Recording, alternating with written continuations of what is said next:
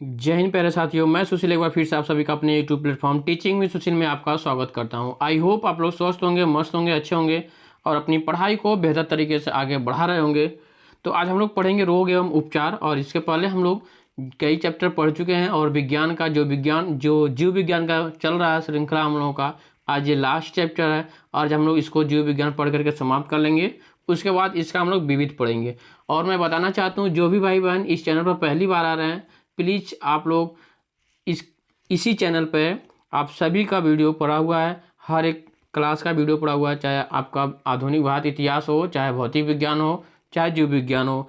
अब उसके ख़त्म होने के बाद हम लोग पढ़ेंगे रसायन विज्ञान, उसके बाद फिर भूगोल, और धीरे धीरे हर एक चैप्टर हम लोग कंप्लीट कर लेंगे एनसीईआरटी का। उसके बाद प्योर एनसीईआरटी पढ़ेंगे। अभी तो एनसीईआरटी सार संग्रह था, फिर उसके बाद कक्षा 6, 7, 8 का हम लोग एनसीईआरटी पढ़ेंगे। तो फिर आप लोग इसको पढ़ सकते हैं। और आप पहली बार आ रहे हैं इस चैनल पर तो प्लीज़ आप लोग चैनल को सब्सक्राइब कर लीजिएगा, बेल आइकन को ऑन कर लीजिएगा, ताकि हर एक क्लास की सूचना आपको तुरंत मिल जाए। तो चलिए फिर हम लोग स्टार्ट करते हैं अपनी क्लास को। आज हम लोग पढ़ेंगे रोग एवं उपचार। तो भाई रोग और एवं उपचार, इनसे हम लोग पढ़ते हैं। तो स्टार्ट करते हैं। आज का पहला क्वेश्चन अपना देखिएगा। क्वेश्चन नंबर फर्स्ट कह रहा कि पानी से भय, यानी कि पानी से भय नामक बीमारी किसके द्वारा उत्पन्न होती है? तो विषाणु के द्वारा उत्पन्न होती है। जो पानी से भय नामक बीमारी उत्पन्न होती है, किससे होती है? विषाणु से होती है। अगला क्वेश्चन कह रहा है कि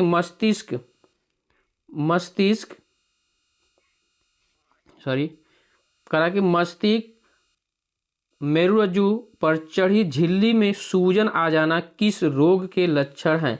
तो ये रोग जो होते हैं मेनेंजाइटिस होता है। ये जो बीमारी है यही होती है इसकी, ठीक है।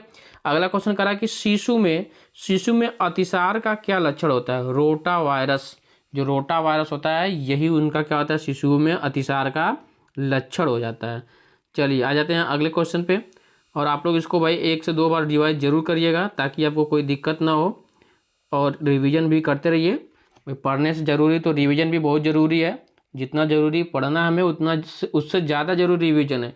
कोई चीज़ पढ़ लो और आप रिवीजन ना करो तो कोई फ़ायदा नहीं उसको। एक ही चैप्टर पढ़ो, लेकिन उसका रिवीजन भी बहुत ज़रूरी है। तो आप लोग रिवीजन भी करते रहा करिए, ठीक है। चलिए आ जाते हैं अगले क्वेश्चन पे। कहा कि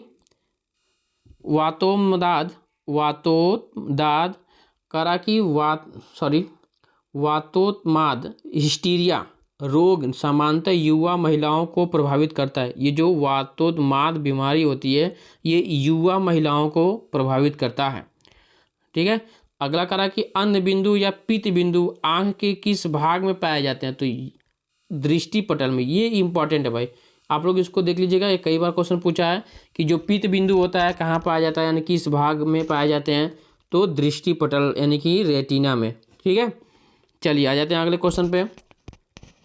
अगला क्वेश्चन कह रहा है कि आँख में प्रकाश तरंगे किस स्थान पर स्नायु उद्योगों में परिवर्तित होता है? तो दृष्टि पटल यानी कि रेटिना पर ही जो प्रकाश की तरंगें होती हैं वो रेटिना पर ही पड़ती हैं। अगला क्वेश्चन कह रहा है कि सिलिकोसिस रोग किस अंग से संबंधित है? तो फेफड़ों से। किस अंग से संबंधित है? तो फेफड़ों से संबंधित है। चलिए आ जाते हैं अगला क्वेश्चन। तो मुझे उम्मीद है कि आप सभी को अच्छे से ये समझ में आ रहा होगा और आप सभी लोग अच्छे से पढ़ाई कर रहे होंगे।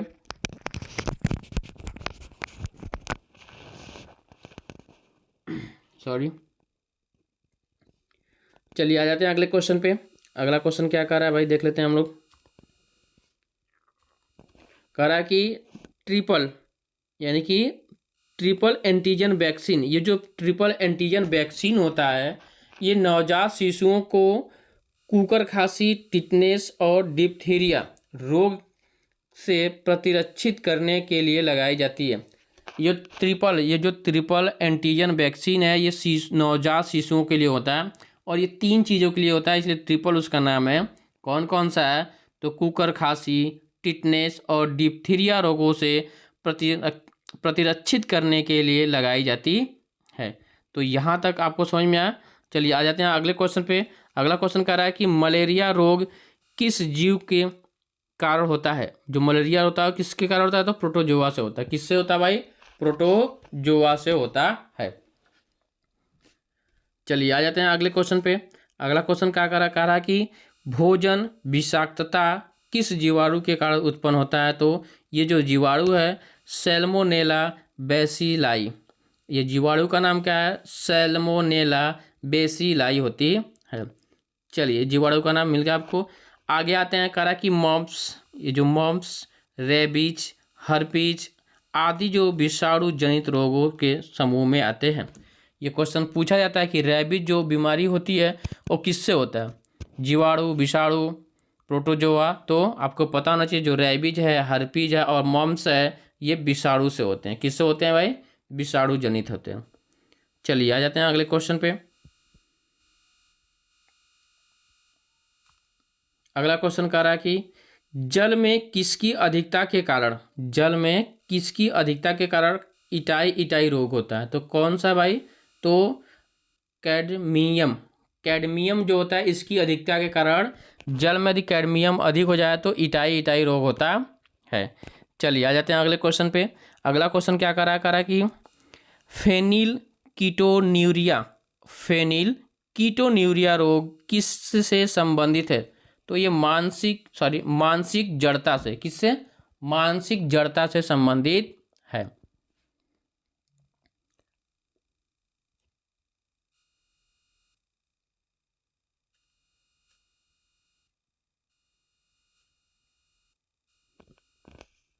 चलिए भाई आ जाते हैं अगले क्वेश्चन पे। अगला क्वेश्चन कह रहा है कि पोटेशियम अल्पता किससे संबंध है, पोटेशियम अल्पता किससे संबद्ध है। तो निम्न रक्तचाप से, किसके, निम्न रक्तचाप से संबद्ध है। ठीक है, जो पोटेशियम अल्पता है वो निम्न रक्तचाप से संबंधित है। अगला क्वेश्चन कह रहा है कि मलेरिया से कौन सा अंग प्रभावित होता है। जो मलेरिया होता है उससे कौन सा अंग आपका प्रभावित होता है। तो प्लीहा, जो प्लीहा होता है आपको मलेरिया से ये क्या हो जाता है, प्रभावित हो जाता है। कह रहा है कि अनुवांशिक रोग लिंग सहलन है, यानी कि रॉयल हीमोफीलिया, ये जो रॉयल हीमोफीलिया है और ये अनुवांशिक रोग लिंग सहलन। ठीक है, तो इसको याद रखिएगा, आपका जो हीमोफीलिया है, रॉयल हीमोफीलिया, ये अनुवांशिक रोग है। चलिए आ जाते हैं अगले क्वेश्चन पे। अगला क्वेश्चन कह रहा है आपका कि भारत में मलेरिया के, कह रहा कि भारत में मलेरिया के 65% रोगियों के लिए पी वाईवैक्स परजीवी उत्तरदायी हैं। तो मलेरिया सबसे ज़्यादा किससे होता है, तो पी वाईवैक्स, किससे होता है भाई, तो पी वाईवैक्स से होता है। ठीक है, 65% लोग, भारत में 65% लोग इसी से होते हैं। पी वाईवैक्स परजीवी उत्तरदायी होता है इसका। ठीक है, चलिए आ जाते हैं। हीमोफीलिया एक आनुवांशिक विकार है जिसे रक्त का स्कंदन नहीं होता है। जो हीमोफीलिया अभी मैंने बताया ना, यहाँ से आनुवांशिक रोग है ये, और इससे क्या होता है, रक्त का स्कंदन नहीं होता है। क्या, रक्त का स्कंदन नहीं होता है। चलिए ठीक है, आ जाते हैं अगले क्वेश्चन पे। मुझे उम्मीद है कि आप सभी को ये अच्छे से समझ में आ रहा होगा और आप लोग अपनी पढ़ाई को बेहतर तरीके से आगे बढ़ाते रहिए भाई, क्योंकि कहीं ना कहीं की टीचर्स की या फिर कोई भी एग्ज़ाम हो जिसमें साइंस पूछ रहा है उसके लिए इम्पॉर्टेंट है। तो आप लोग अपनी पढ़ाई को बेहतर करते रहिए। अब टीचर्स की वैकेंसी नहीं आ रही तो फिर अलग अलग भी एग्ज़ाम्स हैं, आप लोग देखते रहिए, कहीं ना कहीं सफलता पाना है। चलिए आ जाते हैं अगले क्वेश्चन। कह रहा है कि जो डेंगू बुखार, क्या कह रहा है, डेंगू बुखार होने पर मानव शरीर में किसकी कमी होने लगती है। तो भाई डेंगू होता है तो सभी को पता ही है कि प्लेटलेट्स होता है। क्या होता है, प्लेटलेट्स में कमी होने लगती है। चलिए आ जाते हैं अगले। कह रहा है मलेरिया प्लाज्मोडियम नामक परजीवी की खोज किस वैज्ञानिक ने की थी। तो सर रोनाल्ड रॉस ने किया था। किसने किया था, तो सर रोनाल्ड रॉस ने किया था। ट्यूमर की पहचान के लिए किस रेडियोधर्मी समस्थानिक का प्रयोग किया जाता है। तो आर्सेनिक 74, यानी कि आर्सेनिक 74 का प्रयोग किया जाता है। किसके लिए, ट्यूमर की पहचान करने के लिए। चलिए आ जाते हैं अगले क्वेश्चन पे। अगला क्वेश्चन क्या कह रहा है भाई आपका, कह रहा है कि यदि मूत्र के साथ एल्बुमिन की मात्रा आ रही हो तो वृक्क के प्रभावित होने की संभावना होती है। कह रहा है कि यदि मूत्र के साथ एल्बुमिन की मात्रा आ रही है तो वृक्क को प्रभावित होने की संभावना, यानी कि आपकी किडनी जो है वो खराब होने की संभावना है, प्रभावित हो रहा है वो, तो ये आपका संकेत देता है कौन, एल्बुमिन देता है। चलिए आ जाते हैं अगला, कह रहा है कि साल्क टीका, जो साल्क वैक्सीन होता है किस रोग से संबंधित है, तो पोलियो से। यानी कि पोलियो के लिए कौन सा टीका लगता है, तो साल्क टीका लगता है। आप सभी लोग पोलियो का टीका लगता होगा, सभी को पता है। तो जो साल्क टीका होता है वो किस रोग से संबंधित है, तो पोलियो से। अगला क्वेश्चन कह रहा है कि साल्क टीके का आविष्कार जेनस साल्क ने वर्ष 1952 ईस्वी में किया था। तो अब भाई यहाँ से देखिए, साल्क टीके का आविष्कार किसने किया, साल्क ने किया। तो साल्क टीका नाम भी दिया उनके नाम से, तो आसानी से याद हो जाएगा आप सभी को। तो साल्क टीका जोनस साल्क ने किया था। चलिए बहुत बढ़िया, आ जाते हैं आगे हम लोग। कहा कि एथलीट फुट नामक बीमारी किससे होती है, तो फफूंद से होती है। किनसे होती है भाई, फफूंद से होती है।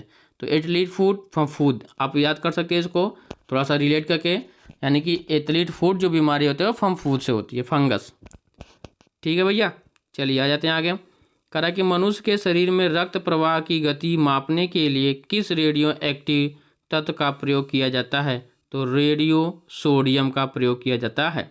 किसका प्रयोग किया जाता है भाई, तो रेडियो सोडियम का प्रयोग किया जाता है। और किसके लिए किया जाता है, रक्त प्रवाह की गति मापने के लिए किया जाता है। ठीक है भाई, तो चलिए आ जाते हैं अगले क्वेश्चन पे। कहा कि पालिश युक्त चावल के सेवन से, आज के समय में सभी लोग पालिश युक्त चावल खा रहे हैं, तो उसके सेवन से क्या होता है, सभी को भाई चमकीला वाला चावल चाहिए। तो कहा कि पालिश युक्त चावल के सेवन से कौन सी बीमारी होती है, कौन सा रोग होने की संभावना होती है, तो बेरी, जो विटामिन बी की कमी से होती है। तो बेरी जो होता है वही होने की संभावना होती है। चलिए आ जाते हैं अगला। कहा कि प्लाज्मोडियम परजीवी का वाहक जीव कौन है, तो मच्छर है। जो प्लाज्मोडियम होता है उसका वाहक जीव कौन होता है, मच्छर होता है। अगला क्वेश्चन देखिएगा।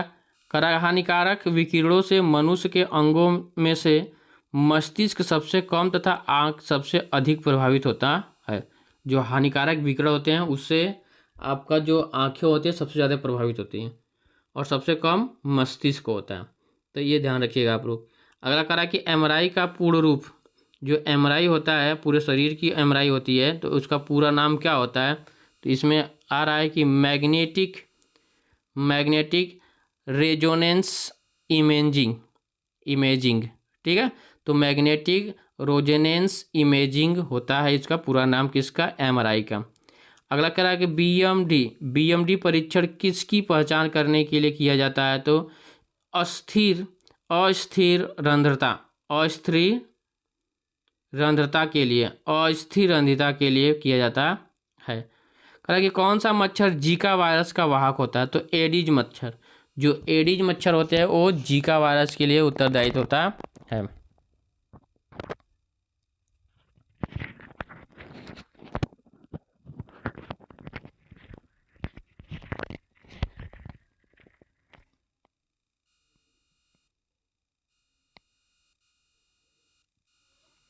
चलिए आ जाते हैं अगले क्वेश्चन पे।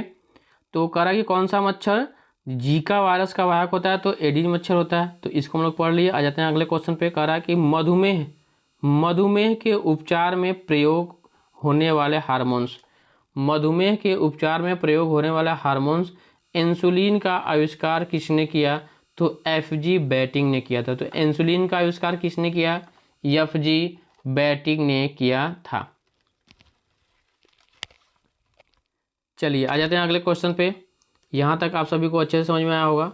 और ये क्वेश्चन कर रहा है, लास्ट क्वेश्चन है इसमें का। कह रहा है कि पेयजल में नाइट्रेट की अधिक मात्रा होने के कारण ब्लू बेबी सिंड्रोम नामक बीमारी होती है।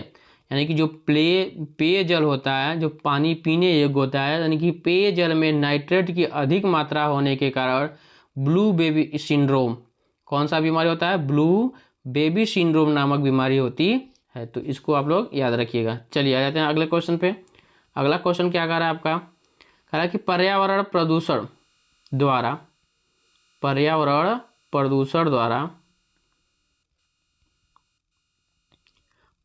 प्रदूषण द्वारा होने वाले रोग एम्फाइसीमा से फुफ्फुस फेफड़े प्रभावित होते हैं। यानी कि जो पर्यावरण से जो बीमारी होती है उससे कौन सा अंग प्रभावित होता है, तो फेफड़ा होता है। तो कौन सा होता है भाई? तो फेफड़ा होता है।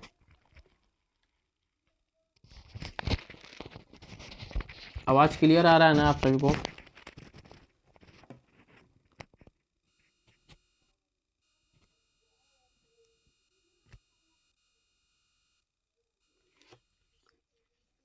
चलिए आ जाते हैं अगले क्वेश्चन पे। कह रहा है कि मानव शरीर कह रहा है कि मानव शरीर का कौन सा अंग कह रहा है कि मानव शरीर का कौन सा अंग एल्जाइमर रोग से प्रभावित होता है? तो मस्तिष्क। जो एल्जाइमर रोग होता है उससे कौन सा अंग जो प्रभावित होता है? तो मस्तिष्क होता है। कौन सा होता है? मस्तिष्क हो जाए जो इससे एल्जाइमर से प्रभावित होता है। अगला क्वेश्चन कह रहा है कि पोलियो एक विषाणु जनित रोग है जिसका वायरस शरीर में दूषित भोजन तथा जल के माध्यम से प्रवेश करता है। पोलियो कैसे होता है? यानी कि ये एक विषाणु जनित रोग है। पोलियो किससे होता है? पहला क्वेश्चन विषाणु से होता है। और कैसे होता है? तो दूषित भोजन तथा जल के माध्यम से। आप दूषित भोजन कर रहे हैं, दूषित जल पी रहे हैं, तो आपको पोलियो होने की संभावना हो जाती है बच्चों को। मस्तिष्क की बीमारी को किससे पहचाना जाता है? तो विद्युत मस्तिष्क रेख होता है। ये जो होता है भाई, जो मस्तिष्क की बीमारी होती है, इसको पहचानने के लिए विद्युत मस्तिष्क लेख होता है, यानी कि इग इलेक्ट्रो इंसेफालोग्राफ। तो विद्युत मस्तिष्क लेख, इसके द्वारा हम पहचान लेते हैं मस्तिष्क की बीमारी को। कह रहा है कि सामान्य जुकाम किस वायरस के द्वारा होता है? तो रीनो विषाणु, यानी कि रीनो विषाणु द्वारा सामान्य जुकाम होता है। कह रहा है कि एनोस्मिया नामक रोग किससे संबंधित है? तो सूंघने की शक्ति, यानी कि घ्राण संवेदना, जो घ्राणी होती है यानी कि संवेदना की कमी हो जाती है। जो एनोस्मिया होता है वो सूंघने की शक्ति में कमी हो जाती है आपको। इस बीमारी के कारण आप किसी को पहचान नहीं सकते हैं, किसी का स्वाद यानी कि सूंघ करके उसकी सुगंध महक आप नहीं पहचान सकते हैं। तो ये कौन सी बीमारी होती है? तो एनोस्मिया होता है। चलिए आ जाते हैं अगले क्वेश्चन पे हम लोग। अगला क्वेश्चन कर रहा है कि सल्फा दवाइयाँ किन बीमारियों के उपचार में उपयोगी है? तो जीवाणु जनित बीमारियों के लिए होता है। यानी कि जो सल्फा दवाइयाँ होती है किससे होती है? जो जीवाणु जनित बीमारी होता है उसके लिए होती है। कह रहा है डीपीटी वैक्सीन का प्रयोग किस बीमारी के बचाव के लिए किया जाता है? तो डिप्थेरिया, काली खांसी, टिटनेस। अभी मैंने बताया था डीपीटी यानी कि ट्रिपल वैक्सीन जो था, यानी कि डिप्थेरिया, काली खांसी और टिटनेस, इन तीनों के लिए लगाया जाता है। अगला कह रहा है कि हृदय की धड़कन किस तत्व द्वारा नियंत्रित की जाती है? तो पोटेशियम से। यानी कि जो पोटेशियम होता है वो हृदय की धड़कन को नियंत्रित करता है। पोटेशियम का कार्य क्या होता है मेरे शरीर में? तो हृदय की धड़कन को नियंत्रित करना भी होता है। चलिए आ जाते हैं अगले क्वेश्चन पे। यानी कि जीवाणु जनित रोग, यानी कि जीवों से होने वाले जो रोग हैं वो कौन कौन से होते हैं?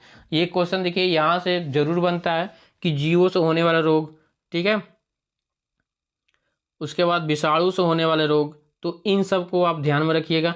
जो हैजा होता है वो किससे होता है? कौन से जीवाणु से होता है भाई? तो विब्रियो कोलोरी। हैजा किस जीवाणु के नामक से होता है? तो ये होता है विब्रो कोलेरी। और डिप्थीरिया किस जीवाणु के नाम से होता है? सॉरी, किस जीवाणु के द्वारा होता है? तो कारीन बैक्टीरियम डिप्थेरियाई। कार्निम बैक्टीरियम डिप्थेरियाई होता है ये। क्षय रोग, इसके जीवाणु का नाम माइकोबैक्टीरियम ट्यूबरकुलोसिस। माइकोबैक्टीरियम ट्यूबरकुलोसिस, ये जो होता है क्षय रोग होता है उसके जीवाणु का नाम है। कह रहा है कि जो कोढ़ हो जाता है ये भी क्या आता है? माइकोबैक्टीरियम लेप्रोसिस जीवाणु का नाम है। अगला जो होता है टिटनेस किस जीवाणु के कारण से होता है भाई? तो टिटनेस किससे होता है? जो टिटनेस होता है ये टिटनेस क्लास्ट्रीडियम टिटेनी होता है। जो जीवाणु का नाम है जो क्लास्ट्रीडियम टिटेनी, ये टिटनेस होता है इनसे। कह रहा है कि जो टाइफाइड होता है उसका जीवाणु का नाम क्या होता है आपका? तो साल्मोनेला टाइफोसा होता है। जो प्लेग रोग होता है वो पास्चुरेला पोस्टिस। काली खांसी जो होती है वो बोर्डिला पार्ट्यूसिस होता है उस जीवाणु का नाम। और निमोनिया जो होता है वो डिप्लोकोकल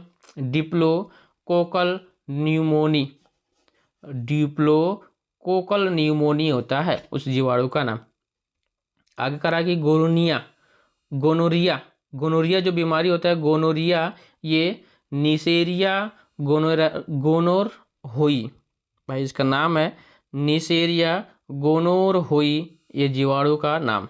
अगला आ जाते हैं हम लोग, आगे चलते हैं। अगला कौन सा बीमारी है? अगला है सिफिलिस। जो सिफिलिस होता है ये किस जीवाणु से होता है? तो ट्रेपोनेमा होता है, ट्रेपोनेमा पैलिडियम नामक जीवाणु से होता है। सुजाक, ये जो बीमारी होती है सुजाक, ये गोनोकाकस गोनोर होई से होता है।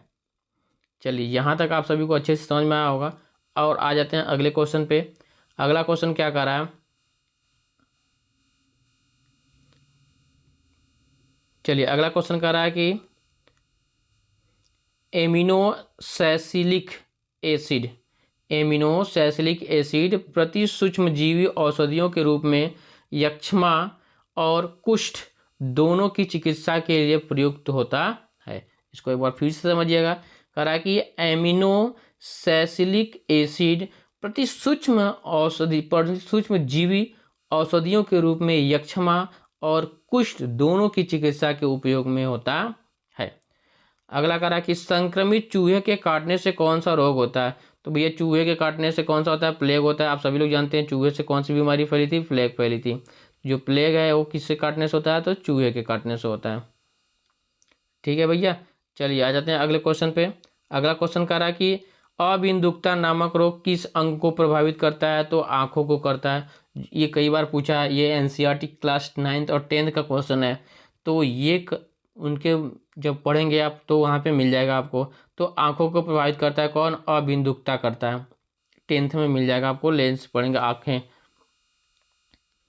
चलिए आ जाते हैं अगला क्वेश्चन कह रहा है कि निद्रा रोग नामक बीमारी ट्रिपेनोसोमा नामक प्रोटोजोआ से होती है। जो निद्रा रोग होती है यानी हमेशा नींद आता है, सीकनेस कमजोरी होने लगती है, तो ये जो ट्रिपेनोसोमा नामक प्रोटोजोआ से होती है।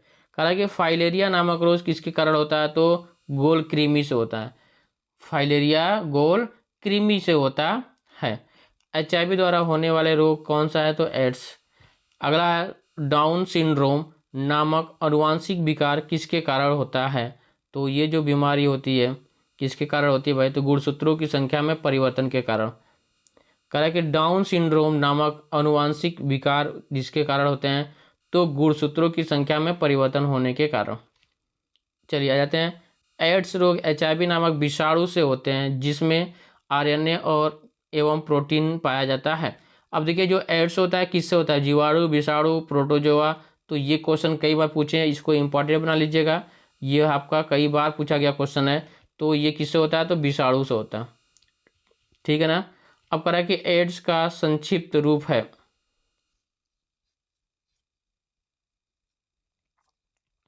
और उसका पूरा नाम बताइएगा। Acquired immuno deficiency syndrome. Acquired immuno deficiency syndrome होता है HIV का एड्स का फुल फॉर्म। अगला आ जाते हैं एड्स वायरस HTLV-3 की खोज किसने की थी? तो रॉबर्ट गेलो ने किया था। किसने किया? रॉबर्ट गेलो ने किया था। एड्स के उपचार के लिए सबसे उपयुक्त दवाई कौन सी है? तो जीजोबुडीन। ये जो है बीमारी एक ही दवा है इसकी, तो जीजोबुडीन होती है।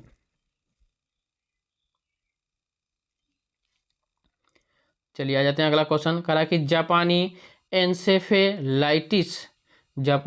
एन्सेफेलाइटिस बीमारी विषाणु के कारण फैलती है।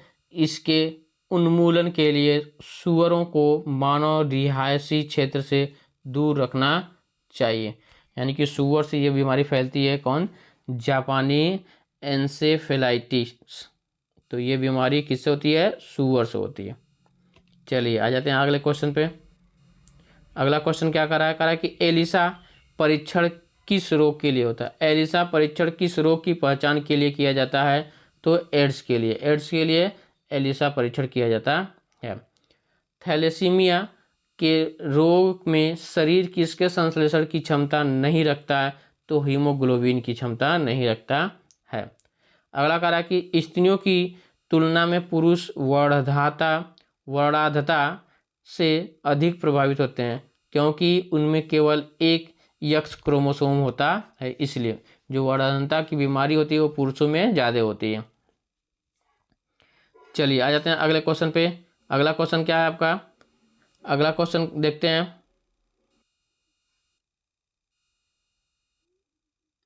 चलिए अगला क्वेश्चन देखते हैं हम लोग। कह रहा है कि एड्स, छोटी माता एवं गलसुआ, देखिए तीनों को कह रहा है कि एड्स, छोटी माता एवं गलसुआ, इन तीनों संक्रमित बीमारियां हैं। ये जो तीनों हैं ये संक्रमित बीमारियां हैं। ये कई बार पूछा है, गलसुआ जो होता है वो किससे बीमार? तो संक्रमित बीमारी है। अगला क्वेश्चन कह रहा है कि, अगला क्वेश्चन देखिए क्या कह रहा है कि एफ्लाटॉक्सिन खाद्य विषाक्तन द्वारा कौन सा अंग प्रभावित होता है? तो यकृत। इसको एक बार फिर से देखिएगा, एफ्लाटॉक्सिन खाद्य विषाक्तन द्वारा कौन सा अंग प्रभावित होता है? तो यकृत होता है। ठीक है भाई। चलिए आ जाते हैं अगले क्वेश्चन पे। कह रहा है कि रोगों की प्रकृति, लक्षणों एवं कारणों का अध्ययन रोग विज्ञान कहलाता है। कह रहा है कि रोगों की प्रकृति, लक्षणों एवं कारणों का अध्ययन कौन कहलाता है? रोग विज्ञान कहलाता है। क्या कहलाता है? रोग विज्ञान यानी पैथोलॉजी कहलाता है। ठीक है भैया। तो चलिए फिर आज के लिए इतना ही करते हैं, फिर इसका एक पार्ट और बनेगा। ये थोड़ा लंबा चैप्टर था तो दूसरे पार्ट में हम लोग देख लेंगे इसको, और बाकी जो भी बचा हुआ है। तो फिर आज के लिए इतना ही करते हैं। सभी को